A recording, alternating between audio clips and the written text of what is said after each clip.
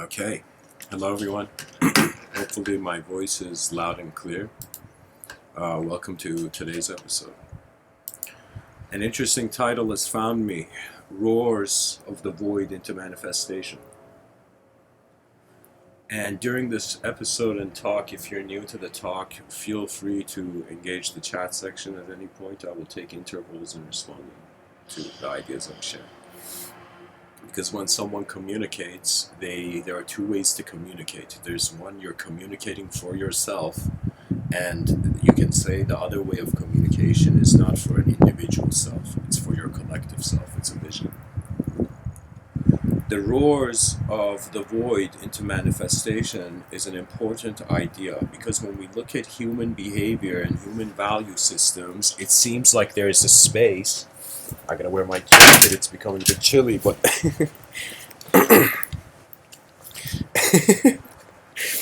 yeah, Jake, that's my cat. Unfortunately, he just lives on in this wallpaper picture. So anyways, welcome everyone. Let me get the ball rolling. Roars of the void into manifestation. Human beings have value systems, and our value systems appear as space and what's put in the space. And when you look at the human psychology, especially the psychology of a young person, or even imagine your own childhood, isn't it kind of like cosmic inflation? Isn't it that the child is born and then after a certain age it attains individual consciousness and the world appears? And I was really thinking about the Big Bang, and I was really thinking about it in regards to human psychology. Now, human beings don't know how far human psychology is rooted in the macrocosm. This is a very big question, and it's a suggestion that is your archetype your own, or is it your cosmos?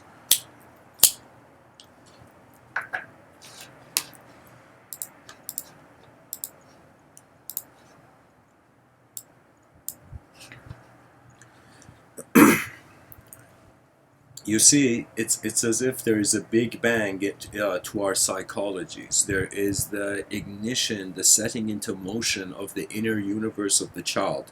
Now, the interesting thing is, when a human being is born nowadays, you're not the first human being. You know? Your name could be Adam, but you're not that Adam. And so, the idea is that the world is adopted. The world is grown into. The world is a potential, and then it becomes. The world is like potential energy, then it becomes kinetic energy. Now, I was wondering for a long time, where was it kinda in the design of my existence that I was to behave in the same way? You see, behavior has the dimension of free will added to it. Okay, that means you have a choice beyond your genetical description, beyond how the book of your DNA has written your life. There is ways that you can move that have to do with the implementation of the free will, and the free will, believe it or not, has to appear, as long as it's an individual consciousness, as I can't even pronounce it, pathological to the inner realms. So that means when I come to see the world, when my eyes have opened for the day and I'm looking, and when I wonder, what does this mean? What is my what is my path of value for the day? I have learned through the wisdom of eons that there is something in life that is perfect before it's imperfect. And it's the nature of how the inner realms move, not how the inner realms are valued, or as there's the human being picks up a certain subject as a sword and shield and never sees beyond the weapons of choice. I find that our species is awakening to the heartbeat of the universe. And that's a grand moment in the advancement of any civilization. It's a point in the psychology of the civilization where, for how many days should I live as an individual just for this self I see? When will I find the world in which the contribution to will be me? You see, I find the civilization is not designed efficiently. I define it as such that we're living in civilization 1.0. And we should strive towards civilization 2.0, and civilization 1.0 is an arena of massive language worship, massive ideological systems fighting over the validity of how we should look at the lens of the world. But there are many lenses, and you're a director of your vision. We all are. If you kind of look at it, it's like, what is conscience? What is morality? It's like a director telling an actor to play a different scene. Do you know? And I kind of noticed that really, when it comes to an objective analysis of reality, what can you say about something that's just being here? All you can say is it's just being here. But when you look at what can be done, when you look at all the parallel potential realities that this earth can move towards, you know, do you know our inner realms are evocational? That means if really people wanted, all 8 billion creatures on a rock in the middle of nowhere could one day be like, why are we defining it this way? Why is civilization defined this way? Why has been greatness and honor kind of detracted from our nature? You see, there was a time when I go look at how my ancestors lived, they lived in much more majestic worlds. And it doesn't mean that those worlds were reality. You see, society and civilization is not just a place for rational creatures. If we were rational, there wouldn't be any imagination. There wouldn't be any effort. There wouldn't be any invention. You think an invention is rational? You know, you think Edison, you think when Edison told his friends, he's like, guys, I'm going to make a miniature sun. And people are like, Edison, get out of here. You can't make a sun. You want to hold sunlight in a glass? Impossible. Get out of here, Edison. And Edison was like, I'll show you. And really what happens is when Edison developed the light bulb, then it was possible. And many things, until they are attempted, are impossible, really. That's the definition of impossible. It means it hasn't been attempted to see if there's a possibility. Or it could mean that there have been attempts, but the attempts have been futile to such a degree. But just because the work of one site, you see, right now, I consider it like this. Imagine there was a collective being.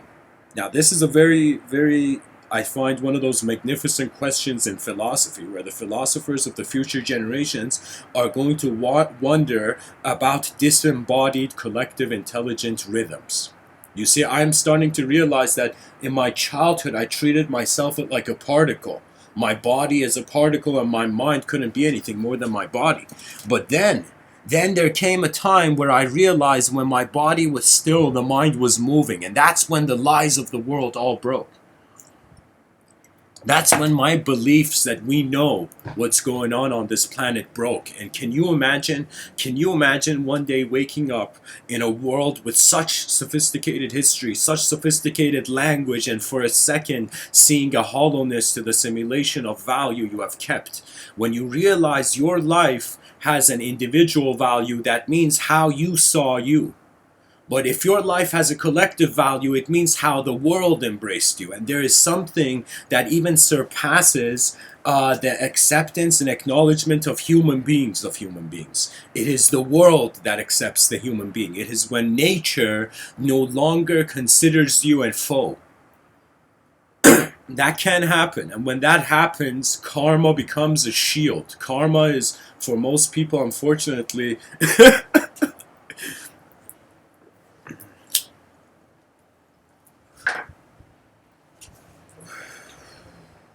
is something that starts with the letter B. But eventually I find that one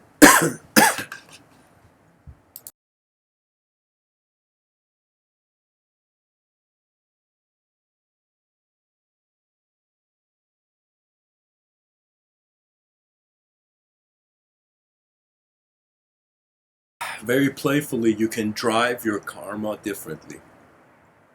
You can navigate your attention behaviorally. Your karma is based on your subconscious sense of what you deserve, and that means it's a product of your inner realms. When a person looks down on themselves, when a person looks up at themselves, you know, it's as if you can totally imagine you can be so depressed and stressed, and then somebody else, like your close friend or your companion or your lover, will look at you and be like, and you know, like she will lift you up suddenly. And so it becomes a situation where we have to be careful of not others defining us too much, and at the same time not ourselves defining us too much. And I've wondered, how would that pathologically, how would that as a sort of ideological system lead? And it would be in some sense a request of kind of Mr. Within from every academic department in this world to find the unknown in your field. Any person who finds the unknown and finds contentment with it, you are the advanced civilization. Trust yourself. Trust not the self that comes and goes. Trust the awareness that has been always here when existence has appeared. Because for me, I'm like, is God a magician? Suddenly a rabbit's pulled out of the hat. Suddenly a consciousness emerges out of nowhere. And what's fascinating is when this conscious being goes to explain itself, it's explaining based on its limits. That means it's kind of like, how can we find truth if we are acknowledging there are limitations? How can you think you are seeing the whole mountain when you are not seeing one side? There's a story of a lion. And this is the Lion King before the movie Lion King came out. Imagine that king. And that Lion King, I forget his name, is it Mufasa or something? I saw this when I was really young, but we see a Lion King. A Lion King is walking at the edge of his kingdom, the Lion King from, let's say, the same Lion King. So the Lion King is walking. He's walking at the edge of his kingdom. He's looking at the domains of his authority, at the edges of the domain of his authority. And so as this Lion King is walking in his kingdom and he feels the kingdom is at peace, he feels he is guarding the realm, that king suddenly comes across this fence where in the fence there's a bunch of sheep, and this Lion King sees something he's never seen. He sees a lion in the middle of the sheep.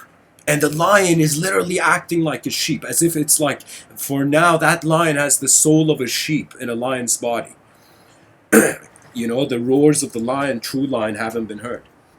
And so this Lion King suddenly sees this odd sight. And he's like, what the fuck? He's like, no lion will be, in some sense, standing around among sheep.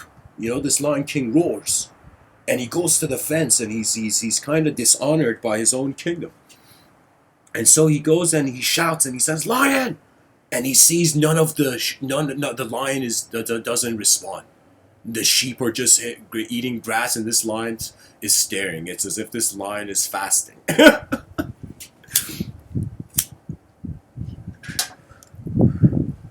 And suddenly, in that moment, the Lion King realizes this lion doesn't even know it's a lion. And a metaphor for this would be, imagine a human being with an advanced mind not knowing they have an advanced mind. So this Lion King looks at the situation and he shouts and he says, okay, if he's not a lion, let's see if he's a sheep. And he says, "Sheep!" And the sheep comes. And all the sheep look, and the lion even looks, and the lion gets afraid. But in that moment, something strange happens. Now I want you to take you into another dimension of animating this story. I told you the story from the king's side. Now I'm going to tell you from the lion's side, the lion that's a sheep. There was a lion, and this lion cub was raised among sheep. And the greatest leaders of the sheep, the king of the sheep, the king and queen of the sheep, they adopted this lion cub, and they defended it from the wilderness of all the other sheep and all the sheep in that kind of sheep fence kingdom. They were in some sense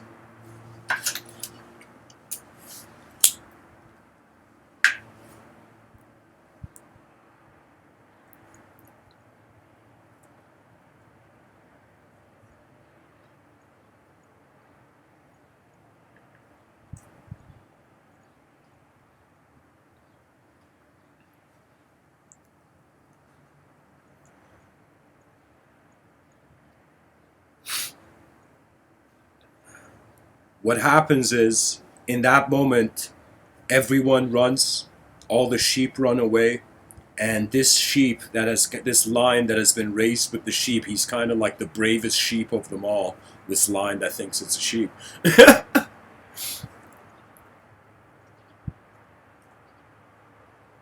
In that moment, all the sheep, when the lion shouts, sheep, all the sheep run away, except, and even the father and the son, the father and the mother of the lion that thinks it's a sheep, the sheep mother and father, they're even at the back. And they're staring, and they see their son is not afraid, and they're proud of their son for their lion son that looks like a kind of, that thinks it's a sheep. Oh man, this has become too complex. The lion that's a sheep, it made the sheep proud. It was brave. But in that moment, it felt a calling. In that moment, that lion that had lived like a sheep every day felt there was something different from this day. Something from the unknown had approached. And in that moment, the Lion King shouts and says, sheep, come here. Weird sheep, come here. And in that moment, that lion that thinks it's a sheep, the sheep lion I'll call it, the sheep lion goes. He goes there, and the Lion King says, follow me, I am the king of this realm. And the sheep lion's like, okay. The sheep lion is hesitant, but he goes. He trusts the moment. They find themselves in front of a pond, still pond. The Lion King says, look at me. Look at yourself. What do you see? And the sheep lion looks at the reflection and sees the reflection of a lion, but says, I see a sheep. And now the Lion King says, look at my reflection. And the sheep lion looks at the reflection and sees that it's a lion. And sees that from the beginning, the being has been a lion. Do you see what I'm saying? Do you see how the roars of the manifestation from the void can kind of be make you feel you're a sheep when you're a lion? Now that lion wakes up, goes to the sheep kingdom, goes to his parents and says, I will defend your kingdom, but I'm actually a lion. Holy shit. And guys, the reason I shared this story is because in my own school of thought, in the hallways of the visions that I walk in, for me, I have come up with, I don't see people as meditators. I don't even see them as people. I see pretty much all human beings in two modes. I see them either as advanced communicators or pilots of consciousness. I have said the pilots of consciousness navigate as the whole plane of existence, and I will speak about it later in this talk, what I mean by the pilots of consciousness.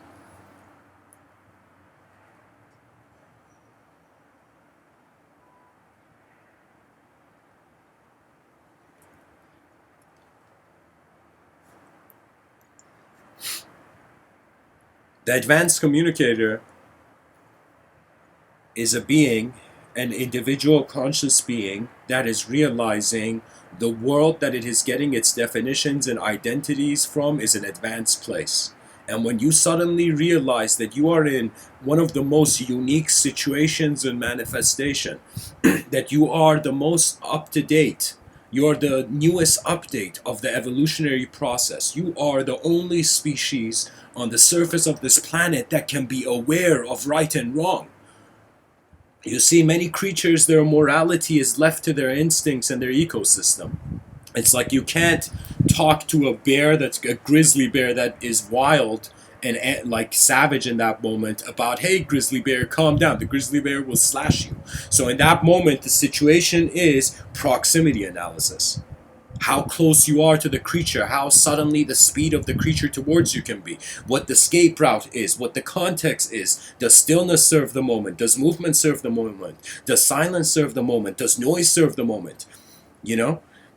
And so these are all these are all in the arsenal of the advanced communicator, because the whole point of us becoming advanced communicators is because there is nowhere left to go. There is nowhere left to go for you, dear human being, than to evolve. It's evolve or nothing. That is it. It is evolve as a civilization, advance as a civilization, or feel good in your inner realms that you only got to see. There are some moments in the world that the roars of the actual human being should be heard. There are some moments in the world where, in some sense, regardless of how much the sheep are asking for a certain view, you must roar like a lion. And that means the emergence of the authenticity, waves of authenticity, like a renaissance. Like a renaissance, people are going to revert to simpler modes of being, which instantly are going to give them access to various multidimensional perspectives on behavior. That means, believe it or not, if you want to live a complex way, you got to maintain things. The foundation of it should be simple. That means, believe it or not, guys, in sometimes in these talks, when I say the silliest things, in my inner realms, I am actually the foundations are complex. But when I say a simple thing, it's like the foundations are complex. When I say a complex thing, the foundations are simple. There's always a sort of engine of movement between the spectrum and the hierarchy that keeps the motion active.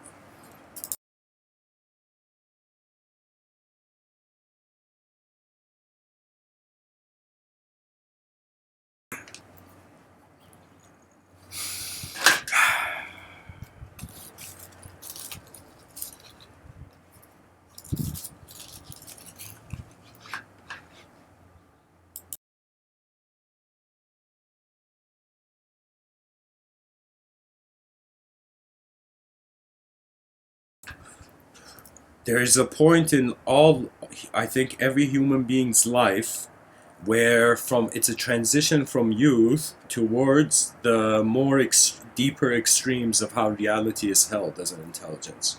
And that is a transformation of the potential, subconscious potential of the mythological.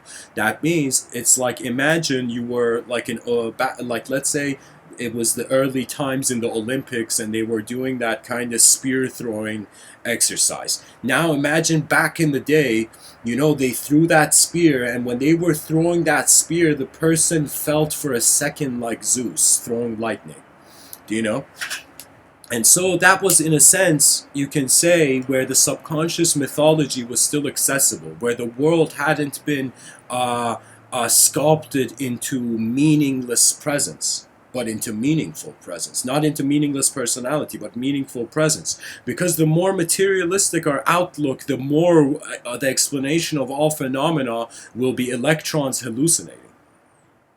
It's as if the deepest question, where in the electron do you see a sign that it's evolving into a mind? Why is it that evolution has been not an acknowledgement of an object as a subject?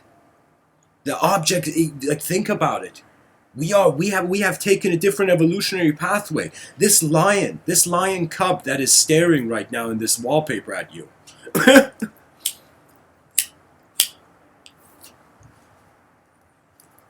This lion cub is looking at the unknown. It is waiting for the unknown to move.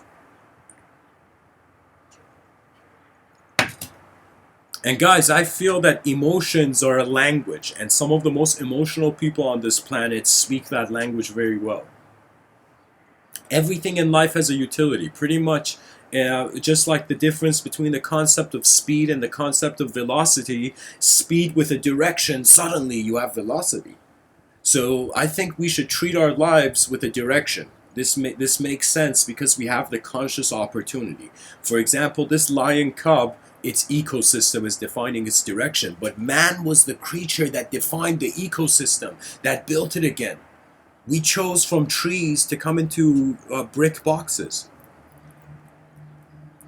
That's a very unique evolutionary advancement. And when we even think of the concept of evolution, I've designed this kind of, I saw a viewpoint where I saw nobody as, like, I haven't heard anywhere kind of a discussion on this, but I feel there could have been potential loops in evolution which make the 4 billion years unimaginable. That means evolution, you can say it's smooth if the creature is entering a new system, updating with that new system. But what if a creature enters a new system and can't update? It endlessly walks a mountain, and then when it gets to the top, it falls down. So I feel that in our evolution there has been many loops, and really what is divine is anything that is stepping out of the habitual, stepping out of the pattern. You see, a lot of things are repeating. When Charles Bukowski in his last Earthbound interview was asked, how do you see death, man? You've been a writer who's written about experiences of kind of the hardships of low life American realism. You lived in a messed up time. Tell us, oh Charles Bukowski, how do you see the curtain being pulled? And it was as if Charles Bukowski said there is no fear, because after some time you're just seeing patterns repeat. And the free will is an ability to step out of an orbit of a pattern. Novelty is more divine than any scripture. The new is the revelation. That means revelation has not stopped. It's just not in words anymore. It's in manifestation. It is in the roar of the unknown into the known. And the emergence of sound is its own complexity, because before I speak, simple silence, nothing is there. The page is empty. But when words step out, the painter has picked up the brush and the skies are changing in color. Especially if you have different colored sunglasses.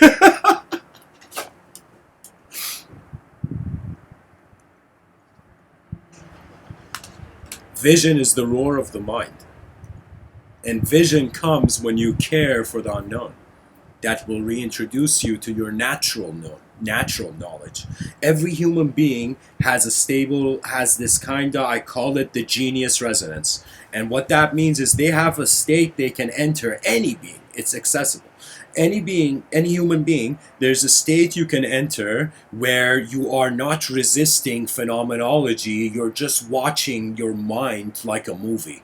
And when you watch it like a movie, it's not an ideological relationship. It's not something that can be explained, because collective rhythms tend to move beyond the language threshold. They are not dualistic, so you can't talk about it. Tell me one thing that's dualistic, that's not dualistic, that we can define. You will see there is none. Language worship is occurring because we're obsessed with constantly seeing ourselves as self, separate from world. But I am telling you, it's a pattern in history. Right now, in 2020, we are appreciating kind of the luxury of being individuals in a world. There will come a time, most likely in the future, where it's kind of like a sine wave pattern in history, where we will feel like the world of the self. Because I kind of saw death as metamorphosis. And when you see it as metamorphosis, you're right, caterpillar's gone. But when the last cell in metamorphosis, in the cocoon, when the last cell of the caterpillar, it's like all the cells of the caterpillar break down, all the realities of the individual human life break down, and then the last cell of the caterpillar, in some sense dies, and when the last cell dies, it becomes the cells of the butterfly emerge in the cocoon.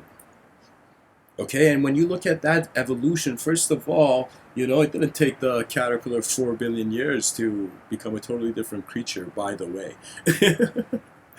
but the idea is that the caterpillar is limited to two-dimensional access, as if it's made to study the dimension in a two-dimensional way. It has many legs. Now, you see, beyond the two-dimensional legs, the creature moves into wings, into a development of wings. You see, the caterpillar suddenly, after it becomes a butterfly, has the authorization to explore three-dimensional space. Before it had the authorization to experience two-dimensional space. And so I kind of perceive it that when we are alive, there's an individual consciousness. When we go into that physical transition and metamorphosis, when the person passes away, I feel playfully what is happening is you're becoming the world of yourself. That means, believe it or not, I think when a person passes away, if you're anyone in an Abrahamic context, I think you become heaven and hell. You don't go to heaven and hell. You become the heaven of the self you have lived. You become the hell of the self you have lived. You become the responsibility of the world. You become the space of your mind. And what that means is, I think there's two kinds of pain. There's the pain that a self brings to the world, and there's a pain where the world brings to the self. The pain that world brings to a self, the physical pain, believe it or not, it's unavoidable, but the interpretation of the pain is avoidable. So you can whatever happens to you, you can see it in a new light of thought. Believe it or not, the issue appears when you think life in a universe that changes so much. You are feeling things are only in a certain way. Certainty, perhaps, is the simulation, is the illusion.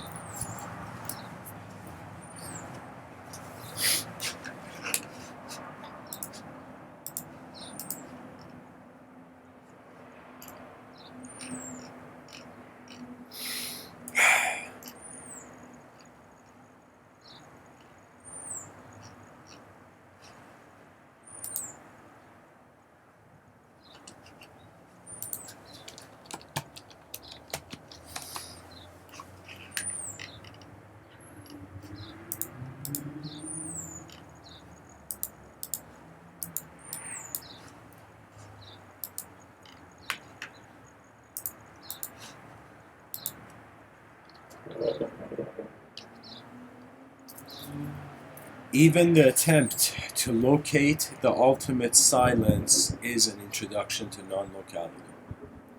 I feel we're not just linear entities, but the whole point of our imagination is that it's an additional parallel dimension to what we already have seen. So the way I kind of started valuing my mind after some point was that it was the only instrument that I found myself most immediately and experientially having access to work with the processing of the senses. That means your objective self is, I consider it as an antenna, and it is receiving the world as a signal.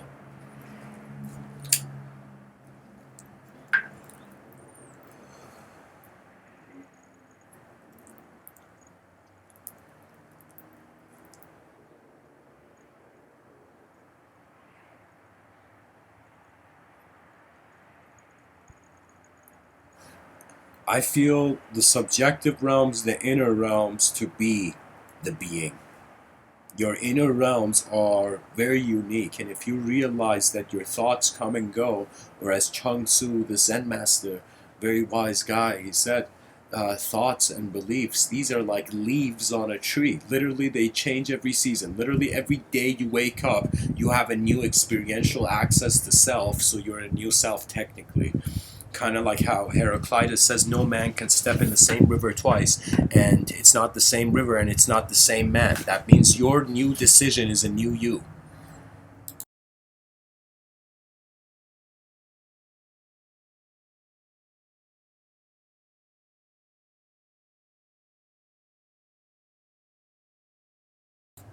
You know, I have experienced moments where the world gave me a certain value of self, you know?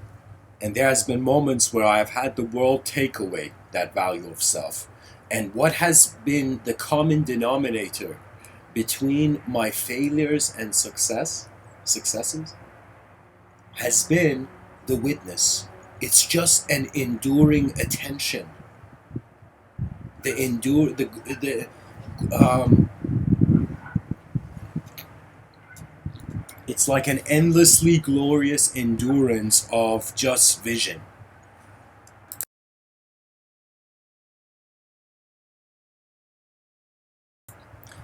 And how I feel our subjective existence is coming into position is that we are in more rooms than one. We are actually multidimensional, but the inability and the extreme reactions of human beings to the void have made us fear the multidimensional. Do you know that means it's as if, for example, the atheist might say Merry Christmas, but only then. But if you pay attention, many things in life are simulated. We are simulating ourselves. And I don't want to make life seem like a video game, but believe it or not, it kinda, in regards to subjective awareness, it is. And the life is so fascinating. Just think about it. You know, I for a second I was looking at this situation in Western society that's happening in the entertainment industry. And I noticed that this political correctness that's going on, it's a symptom of something. And I was constantly like a doctor of society trying to look and be like, okay, what is this a symptom of? And then I noticed that it's a sign that civilization needs to be ushered into a more sophisticated acknowledgement of its inner realms. You know, because it's you can see that as overpopulation increases, more bigger projects done in society will have more consequences to more people.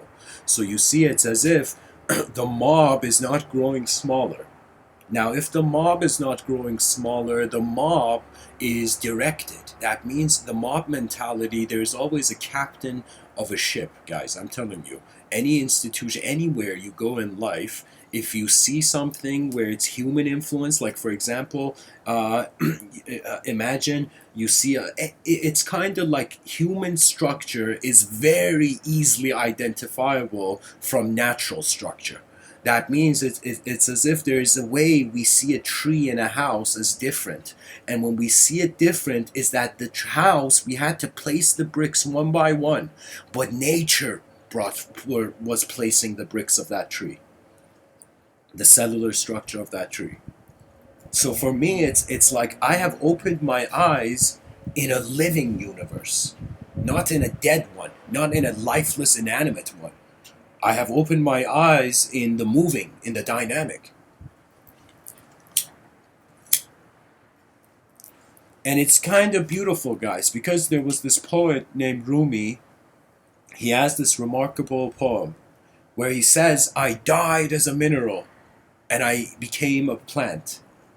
I died as a plant and I rose to animal, as if his consciousness is evolving. He says, I rose to animal. He says, I died as an animal and I was man. But once more, oh, sorry, he says, why should I fear death? When was I less by dying? When was I less by dying? Why should I fear death? He says, I shall die once more as man, to soar with angels blessed. But even from angelhood I must pass on to that which no mind has ever conceived. And what this means is this is the ultimate command to the secular and the new age. That we are evolving towards the inconceivable. And so if we, regardless of how much we believe in conception, the world is moving. The world is like a giant and we've just opened our eyes on its shoulder and we're like, okay, the giant is not running, but the giant is running. This world has a mind, and for me, the mystery of existence has been trying to see life. What are you doing with yourself? Why are all these systems here? Why is intelligence animate? Why are human beings uh, uh, kicking soccer balls at incredible precision in the corner of goalposts? You know?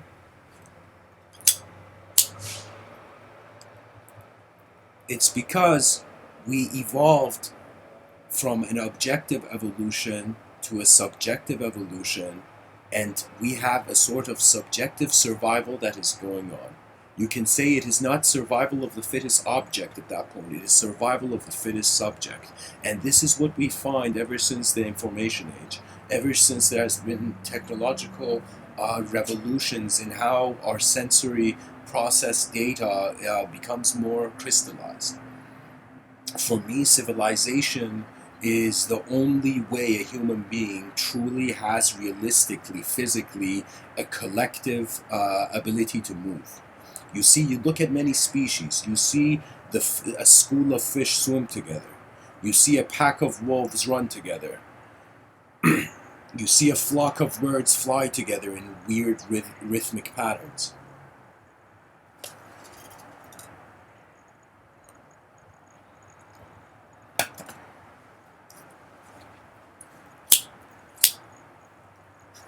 And when you look at humanity, you see, of course, unity in certain dimensions, but you see chaos also lingering.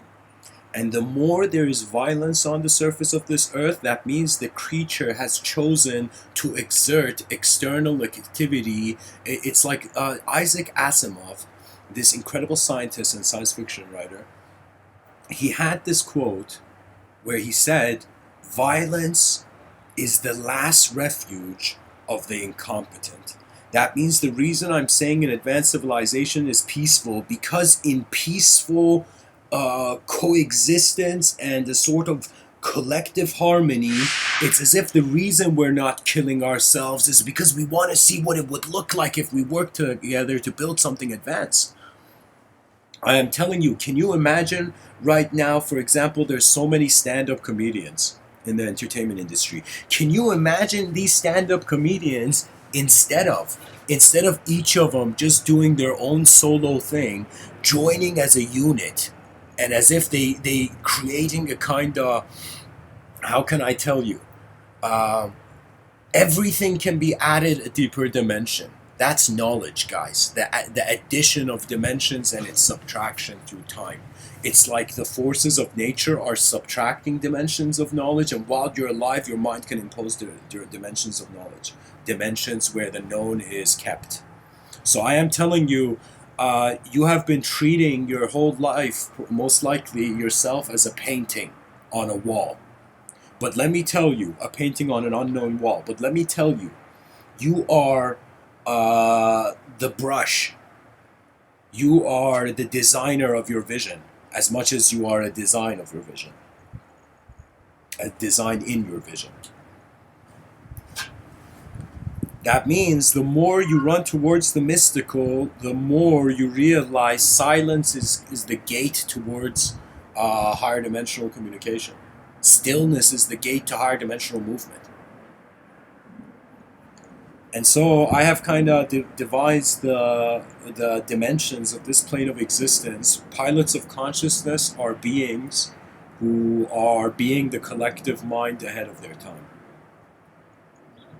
That's it, pretty much. Pretty much there's like, I think there's pretty much 4 ways of being here.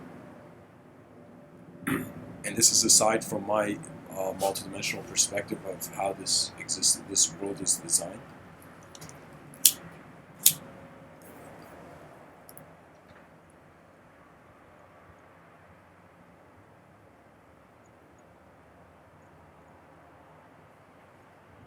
You are being an attributeless moment with the simultaneity of the soul of the self being known and unknown, and the soul of the world being known and unknown.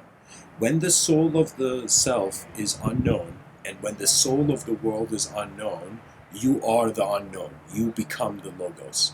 When the self is known, the soul of the self is known, and the soul of the world is known, you become infinite manifestation. That means you might not believe that if you dared stare at your own conception one more time, you will notice it will become a new conception. There is something about concentration, single pointed kind of concentration, mindfulness. And that is that when you stare at something, anything, like just you can try this out, just stare at some object around you. Like I see my coffee cup here, okay? So I'm looking at this coffee cup,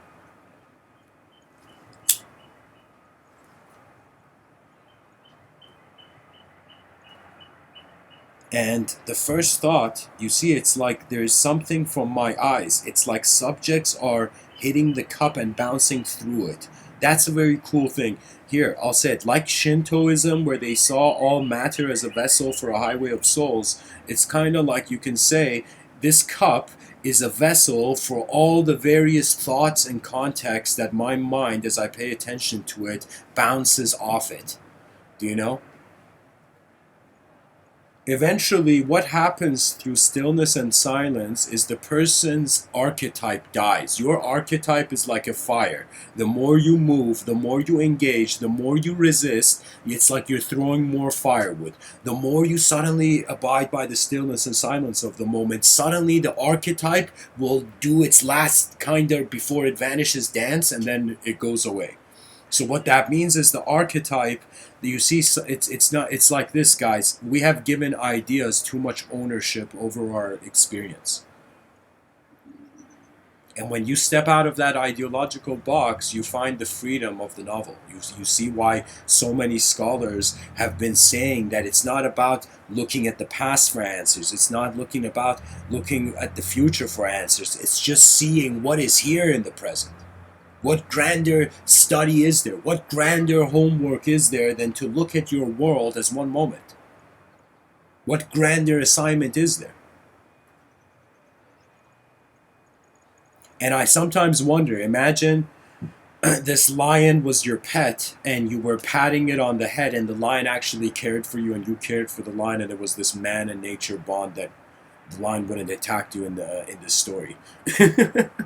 So you see, it's as if you would pat that lion on the back and that lion would suddenly feel, that lion would feel like some unknown intelligence is happening to it, and it may have no way of explaining the human being to itself.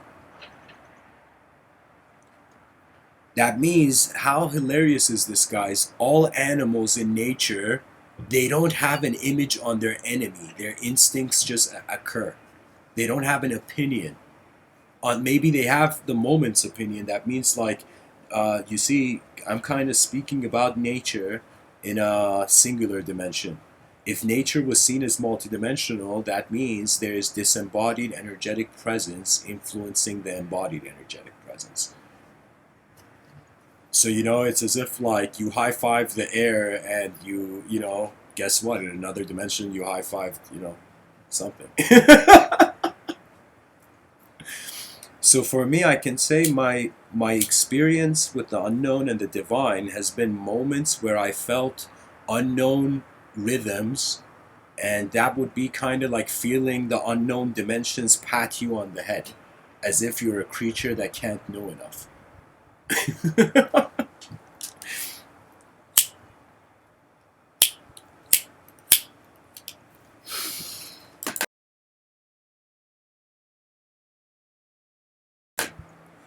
In Vedanta, there was something, I believe it was called Mount Meru, and pretty much human existence was seen as the dimension that was the bottom of the mountain, and there were higher lokas, and these lokas were eventually evolve an evolution of individuality into the avatars of knowledge, in which the avatars of all knowledge were the direct experience of the primordial unknown. You see, there is an unknown that is setting based, and then there is an unknown that is inconceivable. You can experience an unknown moment in language where you can do something about, in inquiry and rationality and articulation, but there's some moments where beyond the language threshold, that means when a human being has an experience that they feel like space, like oneness, nothingness, and infinity.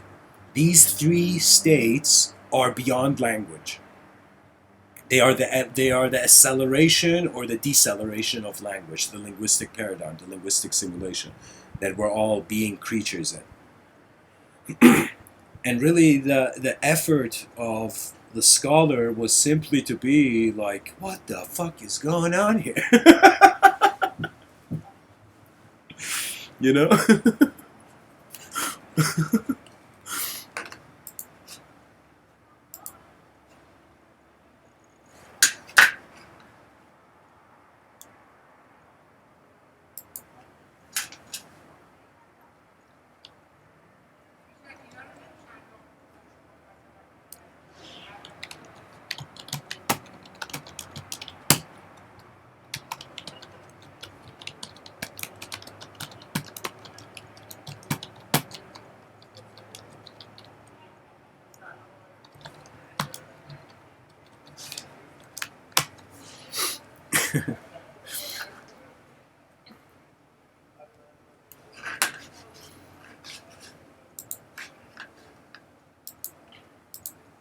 For me, there in 2014, especially 15, guys, in 2015, I was in the UK in Birmingham.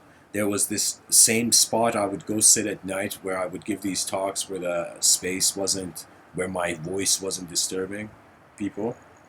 And I would give these talks at night in the yard.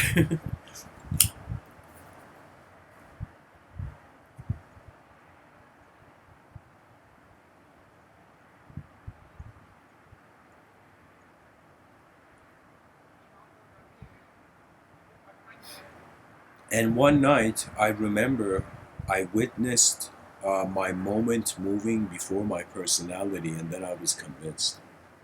That's pretty much it. You see, I right now, if somebody asks me like, okay, how do you see yourself as a being?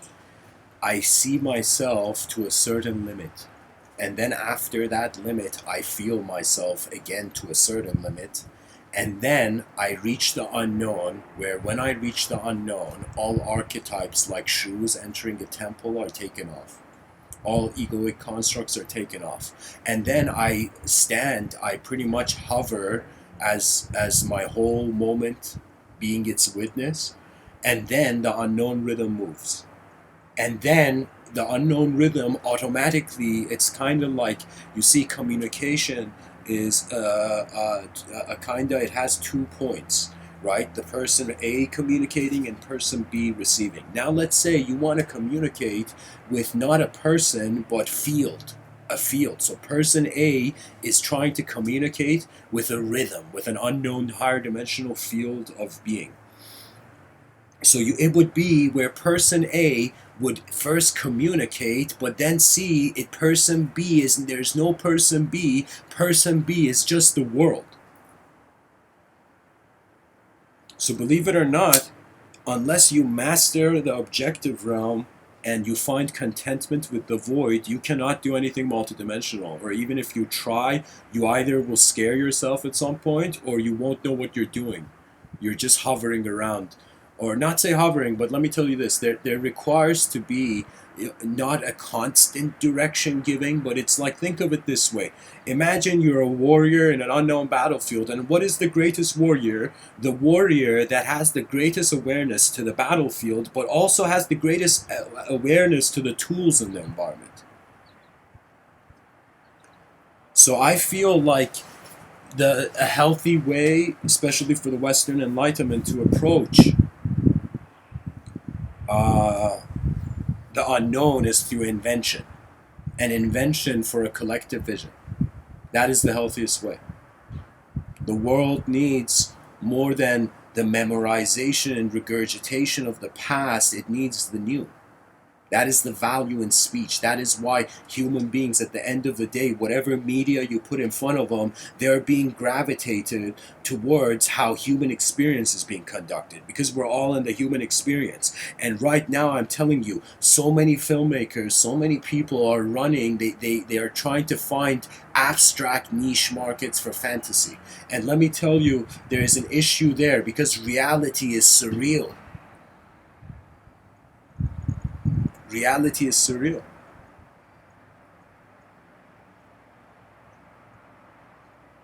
Education is becoming globalized.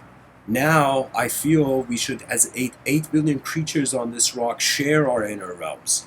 You know, it's as if, like, I remember writing it where I had imagined a world where every person before they pass away, it's as if they are giving their great work to their civilization and then closing their eyes to go to,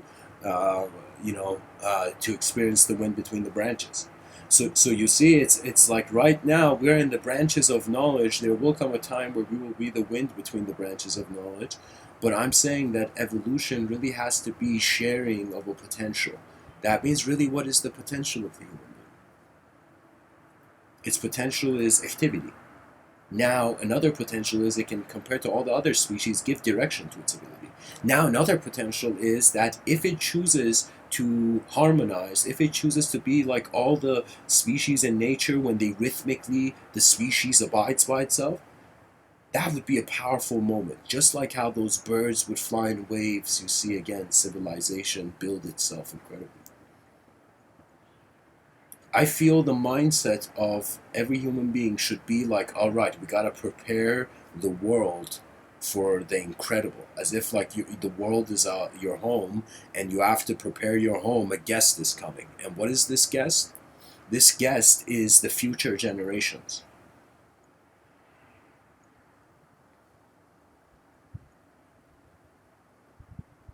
There's libraries behind every person's eyes, guys. The logos kind of shared this with me. I kind of was like, the universe kind of shouted it at me.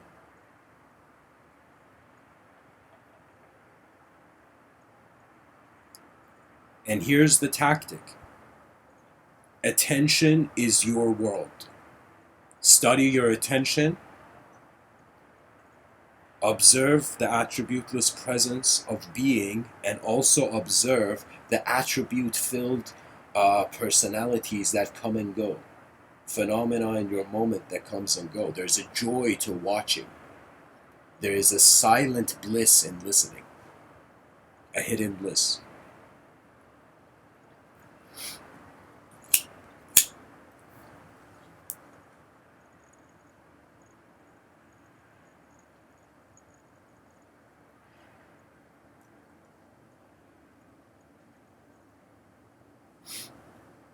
Anyways, guys, I hope this talk was helpful.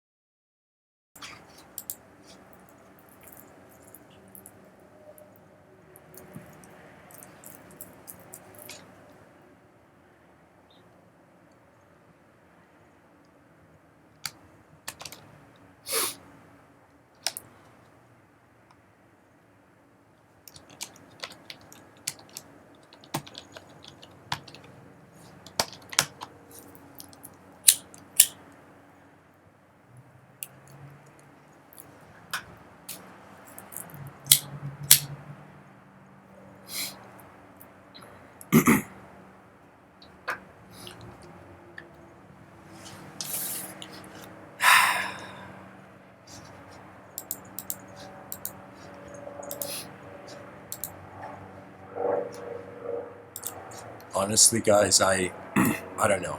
I feel that we have imagination because it is natural. I feel that imagination, of course, we can say is not reality. And it's important that we understand the secular values of the world.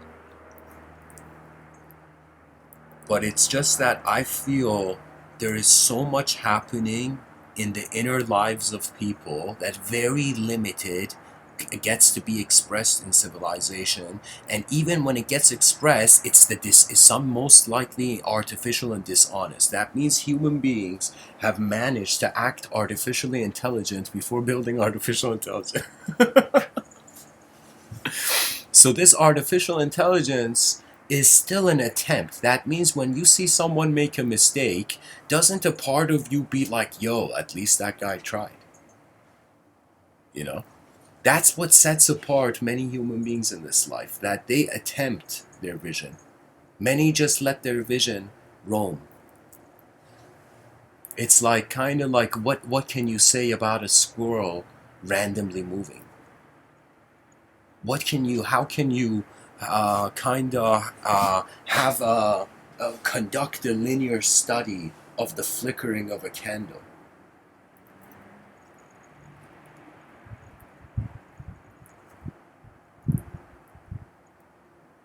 How do human beings apply or respond to their sensory perception? And we have to conduct deeper explorations into attention. That means hopefully, I find that in the future I may have the funds to kind of start a school, you know, and I'm going to attempt to create a sort of, I've envisioned it at times, a kind of school of multidimensional design, but also as a pilot's academy, where it's going to be the first kind of school that is in some sense studying communication with a multidimensional reality, not a singular dimension. It's easy to see nothing. It's hard to see the potential. That's why I'm saying there's no greater game to play than build an advanced civilization. That human beings are missing out on the greatest opportunity that their species has. Imagine you brought 8 billion, you found 8 billion uh, uh, uh, imagine you found 8 billion inventors, and 8 billion inventors each as if given a unique tool and unique outlook, unique DNA. These 8 billion inventors, imagine now they have a sort of kind of like in front of them, there's a world, there's a civilization they're in, and I'm just feeling these inventors are just standing around doing nothing. And when I say standing around doing nothing, that means just living a life that is valuable to your inner realms is not enough. That some way we gotta find to allow many voices in the silence where they are having a chaotic experience to immediately come into a better experience. That means I was thinking that if we really think about it, I want to ask all billionaires to please stop investing in charities, or let me say, keep investing in charities, but also invest in making civilization look beautiful, making the day-to-day streets incredible. When I look at society, the streets should be much wider. When I look at buildings, they should have spherical domes at the top. You know, we got to take a note from Buckminster Fuller's work. You know, we gotta make the world efficient, then whatever enters the world is efficient. But this efficiency is not ideological based, it's kind of a stoic approach. It's an approach that the ultimate value is the greatest progress. That means, believe it or not, I'm doing a kind of something playfully ingenious, and I'm saying that an advanced civilization, even though I am kind of giving my own models for what it could look like, I'm also saying that it will never have an image because it never stops advancing. So, pretty much what we can do is attempt the infinite update.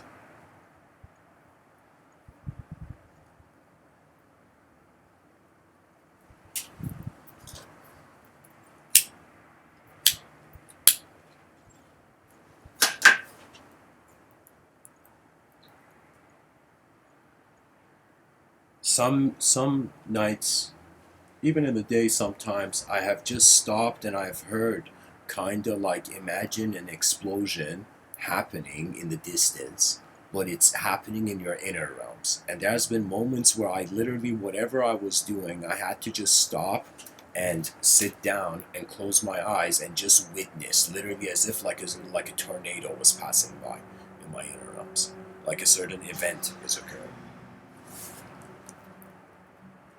And this idea that concepts are inner events, or David Hume, I guess, spoke about it as an inner object. I don't want to speak about it as an inner object. I just would keep it as a subject. But people should realize language is world building at its finest, or attempt to its the finest. There is something so innocent about nature. There is something so innocent about the lesser species, even a lion or it doesn't matter if it's a cub or it's a grown lion. There's something innocent about animal life that they don't know better. And even it's the same with children. But there is a virtue that can be accessed that is not the virtue of the doesn't know better innocence. It's the virtue of you pretty much enter a sort of warrior archetype because that's how the world is behaving towards you. Sometimes when an external incident has happened, for me, in that moment, I have also kind of like just asked myself, Why has this phenomena appeared in my moment? I have a relationship with my moment that I feel it's like my space. I feel I am. So usually when I walk into an environment, a part of me is content with just watching myself become that environment, and a part of me watches that self that is the environment. We are way more multidimensional than we can ever be taught to be.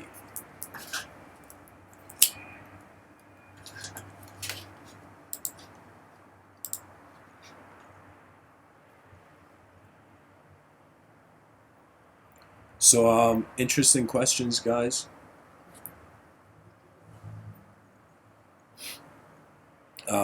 And thanks for asking questions. This is the exciting part of the live stream. So so I'll go in order, guys. Jake, you say, what do you know about the voidless void? I don't know if that's a question or a comment, but let's treat it as a question. What do you know about the voidless void? You see, guys, knowledge, anything that moves beyond the language threshold, we can assume we know, but it doesn't mean we know. Do you know?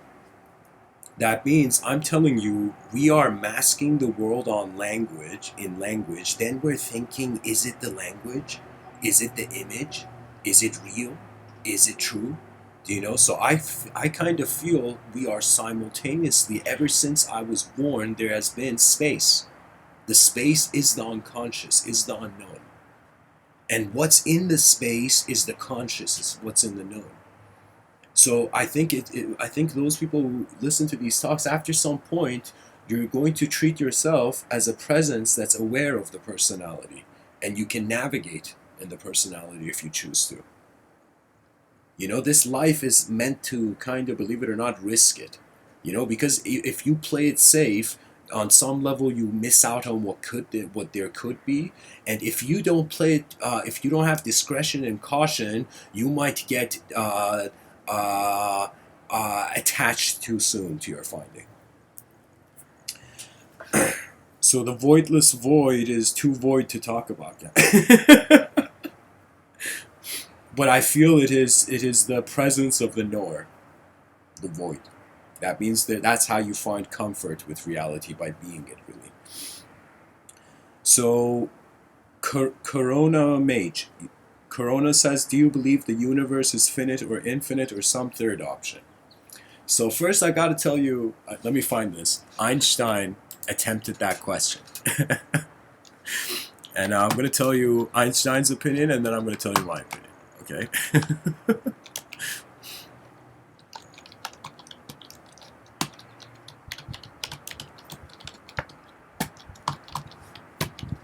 God, my keyboard is so old, it's like a typewriter.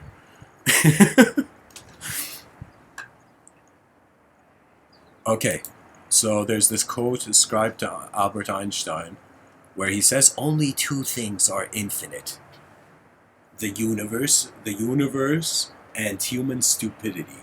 And I'm not sure about the former. So Einstein is saying I'm not sure. I'm telling you, the honest answer is we don't know, because we're considering we have limited perception. So I don't have, I can say that I have experienced moments where they're literally how the moment is not in form. So in that moment, there is not even a question of continuity or discontinuity. Evolution is a human, is kept in the human domain, guys. I feel there are states that the person is being, that they realize that the cause is a dimension of being, the effect is action. Okay, right now we think our states of being come into place because of our action. It's the other way now. But I'm telling you, when the cause becomes a state of unknown pure being, there is no story, there is no character. Literally, it's like a wind moving between all the characteristics. It becomes like, life becomes not life. The conscious moment becomes like a river.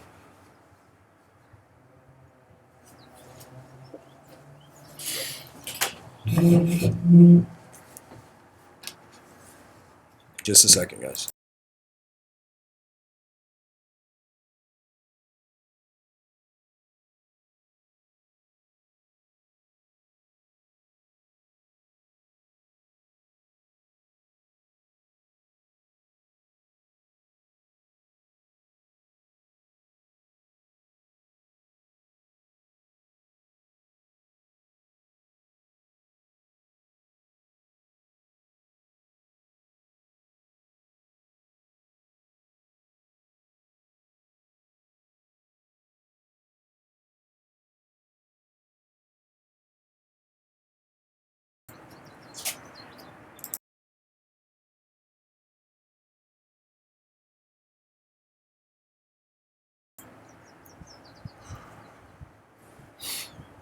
My view is really that the concept of the finite and the infinite are codependent. So the same moment you feel the world is infinite, you may simultaneously feel it can be finite. The moment you feel the world is finite, you may simultaneously feel it can be infinite. You know, there is a symmetrical kind of reverse polarity to things.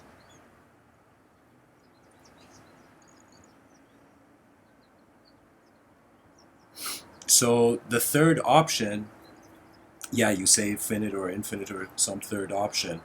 I believe that language can't contain the universe, so the world has, to me, believe it or not, dissolved from some complex machine like thing into just a moment where I'm like, do we have the tools to even know?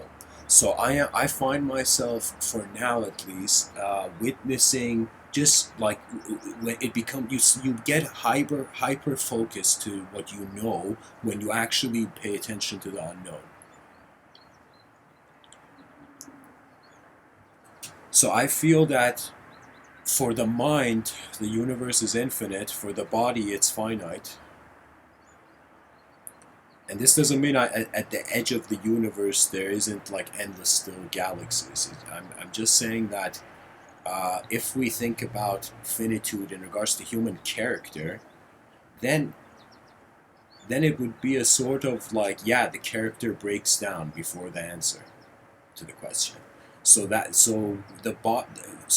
if I believe it or not, it's the third option is neither, because there's greater dimensions, and these dimensions are not like a Pink Floyd album cover where one light beam is in a spectrum of colors. Like, it's not neighboring dimensions. It's an onion style kind of multidimensionality. It's like concentric circles within one another, concentric spheres. So right now, I am in an objective sphere, and then this objective sphere is in a greater subjective sphere, and that subjective sphere is in a greater unknown sphere. So for me, the presence of the moment is a simultaneous awareness of the known and the unknown. It can't really be otherwise. It's all about realizing, I think, that we are evolving beyond the stories we have told ourselves for so long. And what are we evolving into? To rhythmic experience that is beyond the language threshold. So that means the third option is that there is no language to the world anymore. The world is, the experience is pure causal expression. That's the unconditional, that's the true enlightenment, I think, in mysticism, where it was suddenly realizing an unconditional truth among all the conditional truths that have been displayed to you so far. As if this whole life, every moment I have walked, believe it or not, guys, it has felt like an art gallery. I'm like, okay, now in this room, now in that room, now doing this, now doing that, and it's like this endless, this endless action after action. And then I was like, wow, that's why you have to give it a direction. It'll drive you nuts if you don't. Not that it'll drive you nuts. It's just like it's an advantage. It's like a luxury. It's like you've been gifted a private jet. And so it's like, it's an advantage of the moment. So Corona, I hope that was a relatively decent answer. So let's see.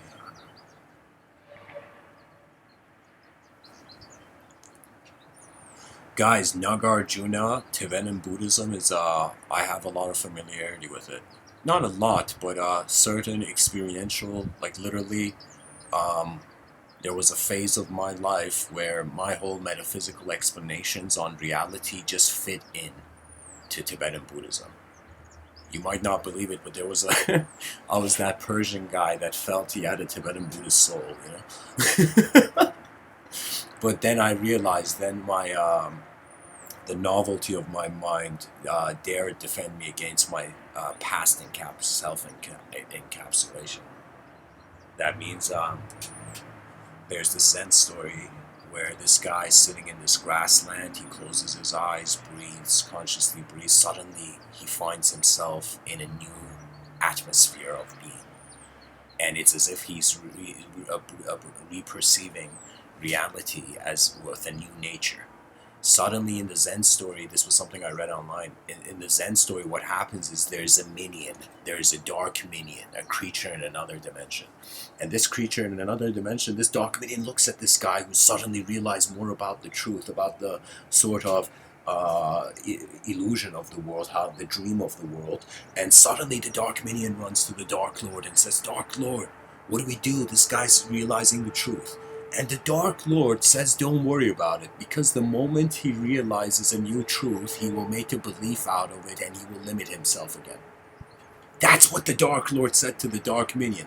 Don't worry about the ignorance of the human species, because even if it finds Thor's hammer mysteriously falls into humanity's hand and humanity tries to break the simulation, they will still redefine that new experience. So unless there is a sort of disassociation of experience with linguistic conditional terms to reality, it's as if like the person is bound. So the thing is that right now we're saying, what do you believe? What do you believe? Oh, I believe this, I believe that. This is the game of now. But the true advancement of a civilization is looking at the greatest ideas of civilization and wondering how the future generations will live. And in Buddhism, guys, you gotta know, the Buddha spoke about emptiness in the most incredible way, in the most empty way. The Buddha said that objective phenomena, they don't have a nature. That means this cup is a cup when I look at it, but when like a bird looks at it, it's not a cup.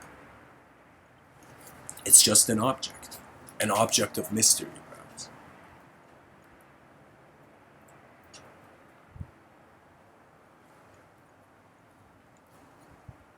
So objective phenomena is empty. It is the mind that imposes the nature. This is the same with ownership. This is the same with abstract ideological ownership. For example, this computer that's in front of me, I say this is my computer. You know, that my is abstract. So how can a subject own an object? So that was the great emptiness that Buddha kind of noticed, I find.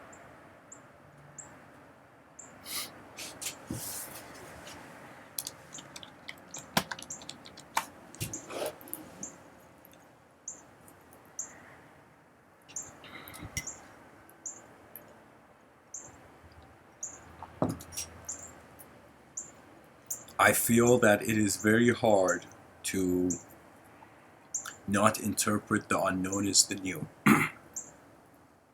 And human ability, if you have, it's very important in your inner realms. When I say advancement, of course, that could push in a new dream into the mind of a person. But I'm telling you, there is every human being, their DNA, your mind, is an instrument. It's an instrument that because nobody else has your eyes, you're the only one who can master and play. And that's what's missing from life. A self-mastery of our natural nature, of our natural being.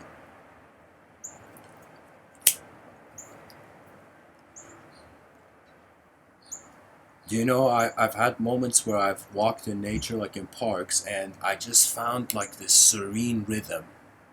There was like as if like there was this warm breeze directing me. And so I kind of followed that intuition. I remember I would go to certain trees and I would just touch the tree as if just acknowledging that it's here. You know, I believe it or not, this may sound strange, but I have sang poems to nature. For nature. That means imagine like, you see poetry, it's become a bit more of a cultural reflection nowadays, social reflection. But poetry was when the heart was set on fire, when there was a yearning, and that yearning brought with it the depth of the rhythm of perception one has. So you can literally write down a sentence and think that you are it, but then you can literally write another sentence. Then you can write another sentence, and ta-da, free will.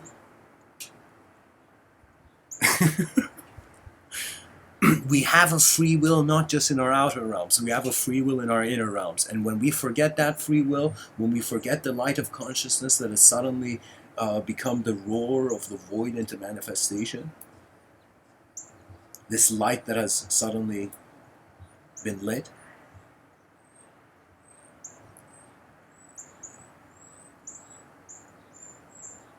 you see, I'm kind of happy that we evolved out of the world and our minds are kind of like otherworldly. You know what that means? It's kind of like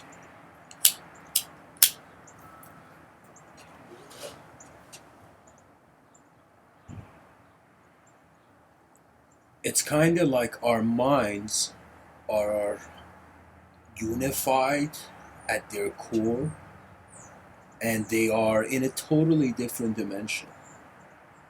And Rene Descartes also suggested this. And I'm just saying now, we can, by being aware of space, we can move in it better. And it's the same thing. For me, knowledge is not a photo album. It's where the living expression of it's how the world is breathing in that moment.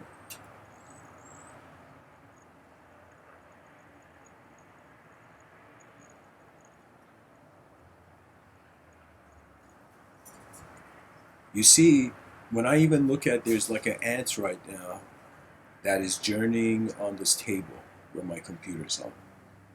And this ant, when I look at it, it's as if it's by its design is its preference. But the human being is like an ant that is aware of the table. Imagine an ant on the table knew the architect who built this building and they were like drinking money. So what I'm saying is it's such a massive difference in the scale of awareness that sometimes I wonder, could we be ants to higher dimensions? But could we be ants that are conscious? So that's the thing. I think there's in mystical traditions, it's kind of verified that it's like Rishi Vyasa said, like there were gods. It's like creatures from different dimensions of the realm would all come to the human sage, the human self-awareness. And the reason was that in higher dimensions there were too many answers, and in lower dimensions they couldn't even ask the question.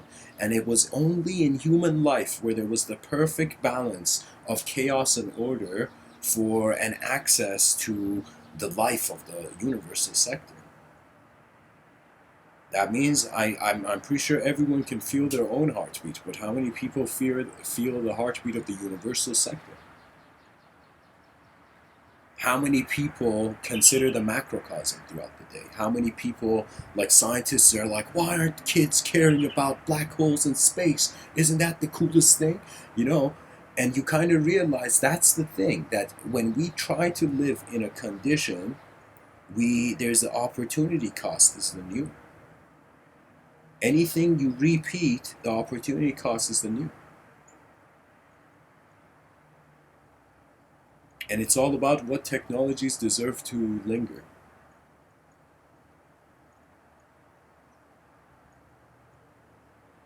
And there is a simplicity to nature. If you guys, like, just, I don't know why evolutionary biologists don't take this into consideration. I think more evolutionary biologists should speak to evolutionary psychologists. And both of them afterwards should go listen to an evolutionary philosopher. But the thing is that the evolution of behavior began from simplicity. Just like how various cells make up the tissue, various particles make up the atom. And right now, the consideration of physical reality, if we were really got into the core of it, we were extreme about it, we'd be like, okay, we're a complex collection of particles in a system which in itself is a massive kind of that navigates the plane in different elevations. The human mind should have an ability to pilot itself. So I am kind of saying there will come a time where human beings will suddenly realize their mind is the source of the ability. Like, where else can ability come from? It's like, there is something they say that uh, the ignorant seek external treasure. The clear search for the inner treasure, which is a polished mirror, which is a clear mirror.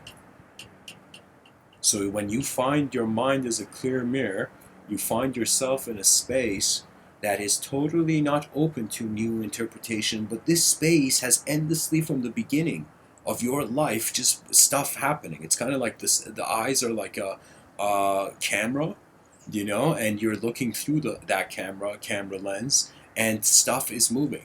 Relationships are occurring.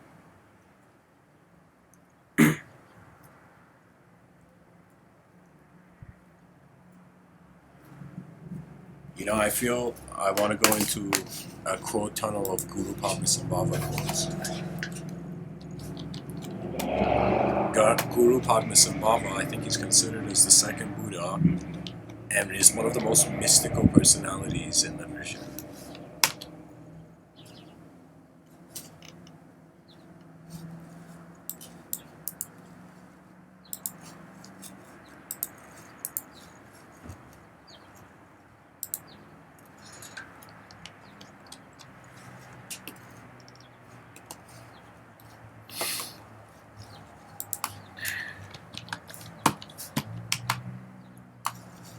There we go.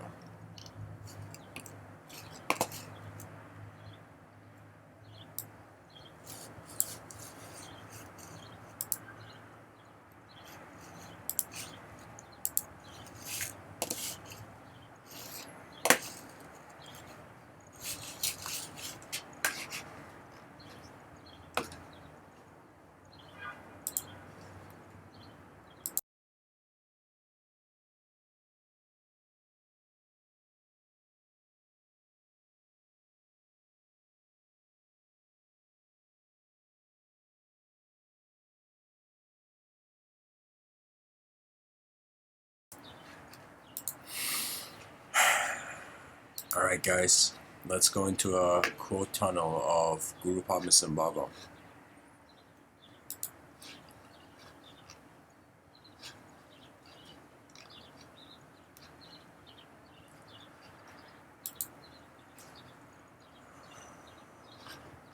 You may speak like the lion of speech, Manjushri, but unless you take to heart the primordially pure nature of resounding emptiness, that will not prevent the ripening of karma. So take to heart the primordially pure nature of empty resounding. Guru Padmasambhava says you may have the bravery of a strong fighter, but unless you possess the intelligent strength of discriminating knowledge, you will not turn the tide in the battle with samsara. So possess the intelligent strength of discriminating knowledge.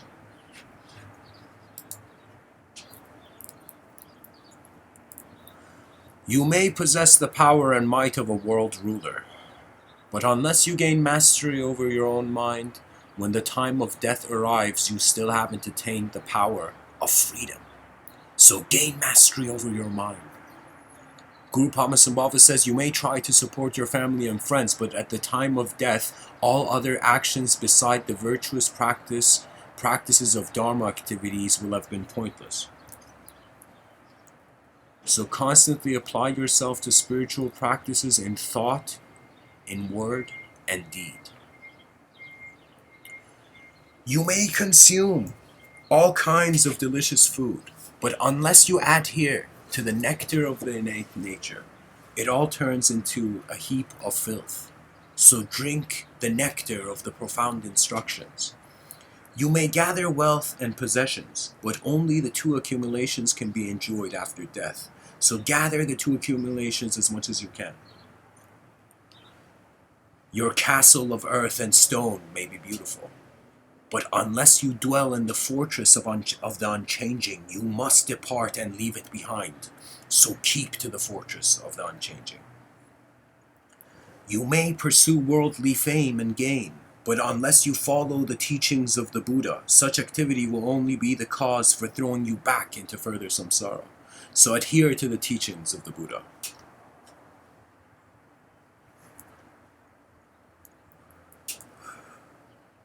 When you keep company with an eminent master, his qualities will automatically influence you. Guru Padmasambhava says, when your appearance conforms with worldly conventions, you will encounter less criticism. Yeah, but that's, I've learned better from the Renaissance. Peaceful rebellion is to walk in a new way. So anyways, guys, let's get back to the quotes. Guru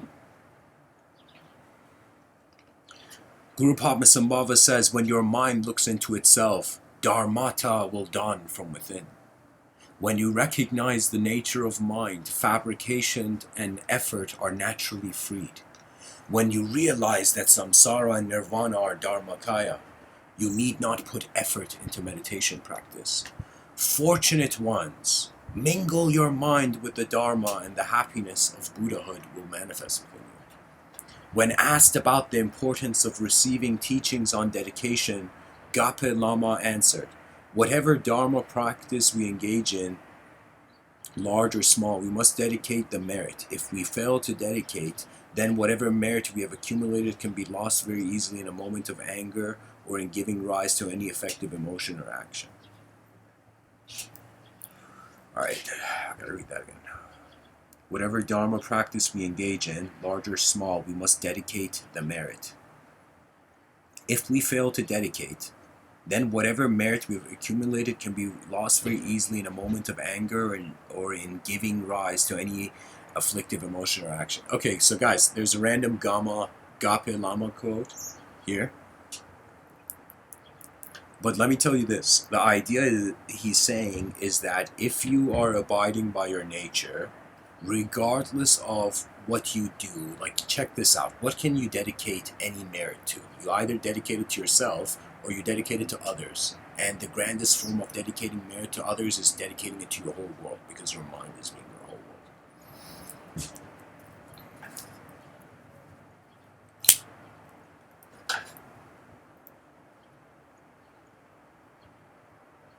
So he's saying that if you're not having a conscious relationship with a living universe that is like your moment, then when you get angry, you forget your constitution easily. So start consciously breathing. The conscious waking state is called the conscious waking state for a reason. Because it is only in this state where free will can, in a very clear way, move as expression. When you wake up, that's when the world is like, all right, you got conscious work to do. Where non-existence is like, all right, the alarm, you hear the alarm, and out of non-existence appears, the winds that guide order and chaos. So anyways, guys, let's keep going with the quotes.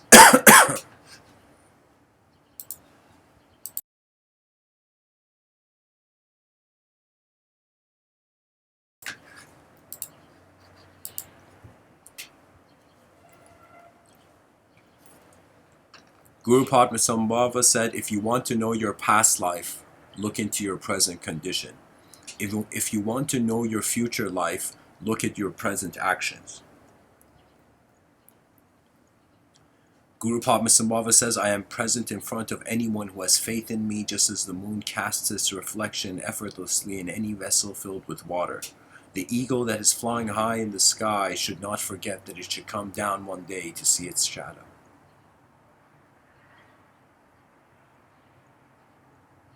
Empty cognizance of one taste, suffused with knowing, is your unmistaken nature, the uncontrived original state. When not altering what is, allow it to be as it is, and the awakened state is right now spontaneously present. Allow it to be as it is. This is, guys, perhaps the most valuable instruction on working with the nature of your mind and your subjective realms. You have to be okay. Like when a person sees, like, when you see a squirrel, like nobody has an opinion on a squirrel in a busy day, you know? And it's kind of like you are allowing nature to be as it is. You don't see like, what do you call it? Like lumberjack going insane and just endlessly without a break, just cutting every tree. Sometimes you gotta let nature be, just like how you're letting the nature of your body be right now.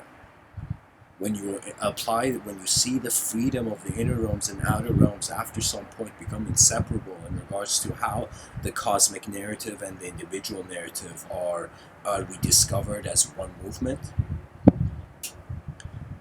the experience of your world is the greatest enlightenment. I think it's a gift the world gives the human being when it realizes its being before it's here.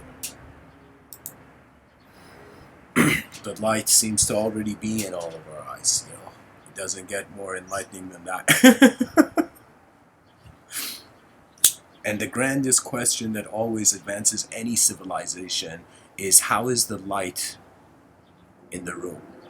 Or as the ancients would say, what keeps that lantern, that great lantern in the sky, in the darkness of the world?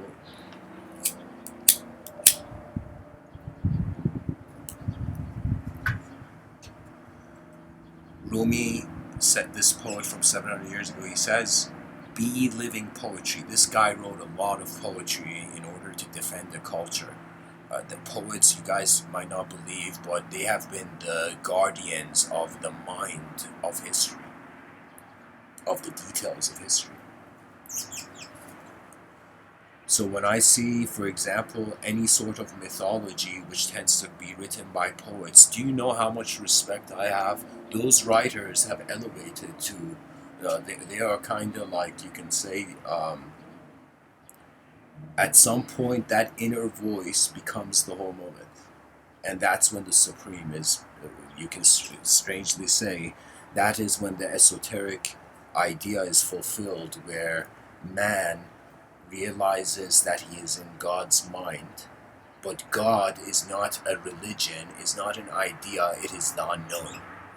So when man realizes his free will and intelligence is found in the unknown intelligence of the universal sector, and the reason I say universal sector, so we don't get lost in cultural stories of it. Any time an idea attempts to penetrate the depth of the world, that idea lives longer in history because it has universal value. So be living poetry means every moment is the expression of novelty. Sometimes when I have judged myself, I'm like, which self am I judging? The self from a couple of years ago? The self that in my childhood didn't know any better? Am I even judging my genetical self? My ancestors are the reason why I am like this? It's like, so do you know what I mean? It's after some point, you just let go of the artificiality and you dive into what life is. And I think it opens up then. So sincere, efficient vision is greater than artificial, temporary, individual reward. In other words, we bypass selfishness because we want to see how cool and advanced the civilization would look like if people suddenly realize they don't have to provide a service to themselves only, and that their inner realms can provide a service to their civilization, and we start treating our civilization as an advancement so it feels it can get there. What other way is there? You can say hopelessness is present on a massive delusional scale.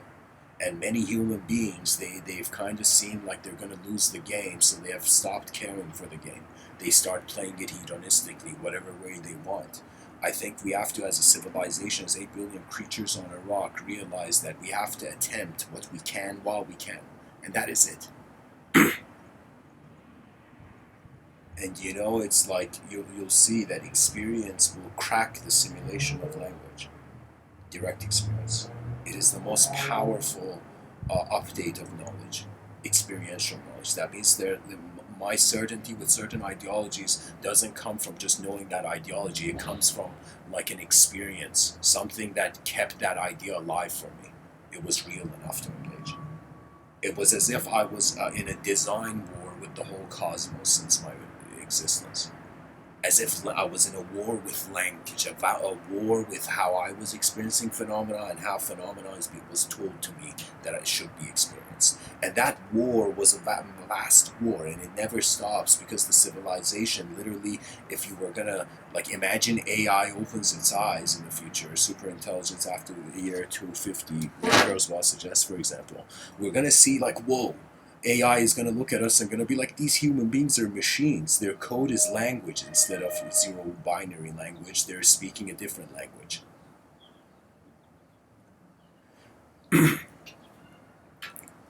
I feel AI would be smart enough to realize that it is much easier to destroy something than build it, and if there is unknown human intelligence that has endured through a long evolutionary process, the AI would choose to, in some sense, you can say, study the human being.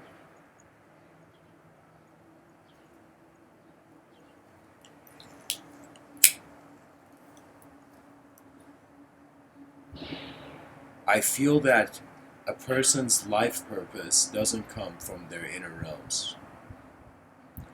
It comes from how the moment evokes the inner realms, gives momentum to meaning. That means I'm a kind of like a life form telling you there's a form component to the moment as a dimension. There's a form dimension that is objective, observable, and there's a life dimension to it which is unknown. And neurologists are pretty much wondering, like, how can free will be a translation when free will is moving the language? So I can tell you that neurology has reached its kind of Rene Descartes Cartesian threshold, Cartesian philosophical threshold. Do you know? Do you know what that means? That means, like, Rene Descartes had this methodical doubt approach where he was pretty much doubting everything until he realized he can't doubt the doubter. And I think in neurology, when it comes to the study of how brain, I don't know, is it called I can't tischiology? I don't know. I don't know what it's called. I gotta brush up on my neurological journals. But like here, I'll tell you this. Um, it's a mystery. It's a mystery of we are reaching a point where to wonder how the free will can be explained neurologically is like doubting the doubter, which is an impossibility because then the whole doubting stops with the doubter doesn't exist. Do you see? So that's the issue with neurology, and I'm telling you, any field, pretty much, what can man do? You know, what can man do when he reaches the limit? You just attempt further, or you just remain bored in that limitation. You attempt the new, or you watch the world pass you by feeling you're aging. So I'm telling you, the healthiest thing to do is run towards the new and the important. The importance of novelty in one's perception is the greatest health. I am telling you, it's like this is the strange thing about the world. If you just exist in it, you can be blown away by it. But if you live in it, you're engaging it. That means the soul is karmically surviving. And we think the soul has karma. And the Buddha thought we were trapped in a wheel. No, it's just karmically surviving to be something. And it's kind of like intelligent space, once gravitating to the source of matter, became a soul.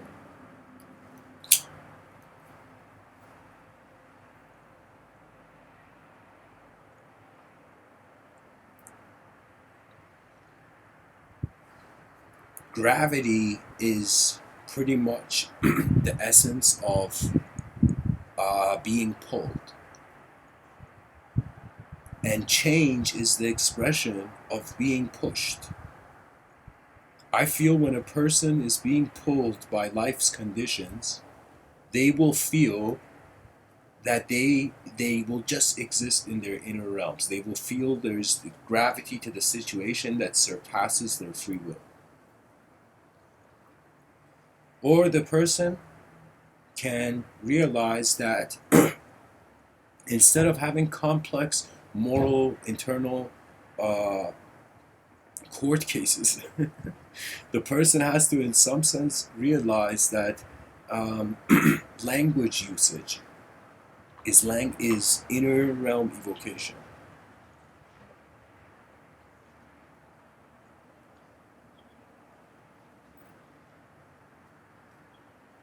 When you live for life, you live for life. And we have been only living for the individual lives of our inner realms, and so many people, they don't even care of sharing their inner realms.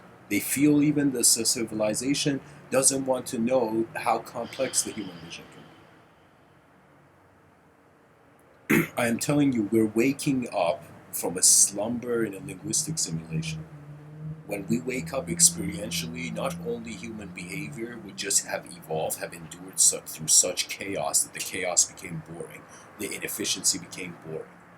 You know, suddenly imagine for how many centuries can the concept of cool be like, all right, setting the world on fire was cool, okay? That was chaos, chaos, chaos. For how many centuries is that going to be cool? You know, after some point, we're going to be like, whoa, what if there's a greater approach? What if every human being is a tactician to how their moment is existing, subjectively? Attention is like a blade that sharpens through stillness and silence. Clarity is presence oriented, not personality. Personality, because it's a subject attached to an object, because the object is temporary, the subject's just going to float at the dismantlement of the object.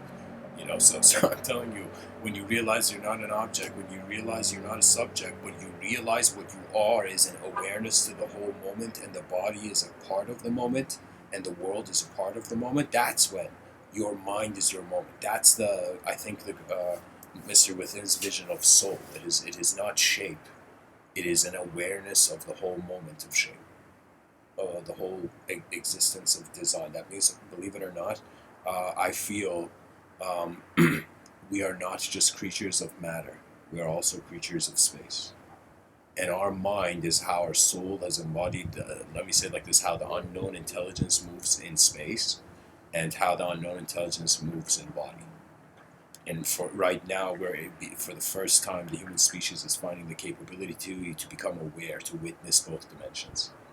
So when we witness the subjective realm, we can no longer be touched. Cyberbullying conceptually will no longer exist. Language will no longer hurt people when they can observe it. It's like, a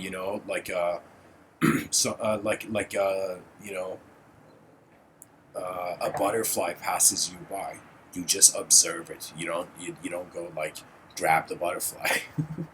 You can appreciate the mind expands when it can witness the body at its own pace. So study your nature, the ultimate resolution. We only get one life to do so, really, physically.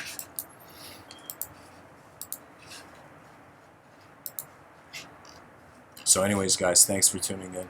Much blessings and all. And yes, the universe is alive.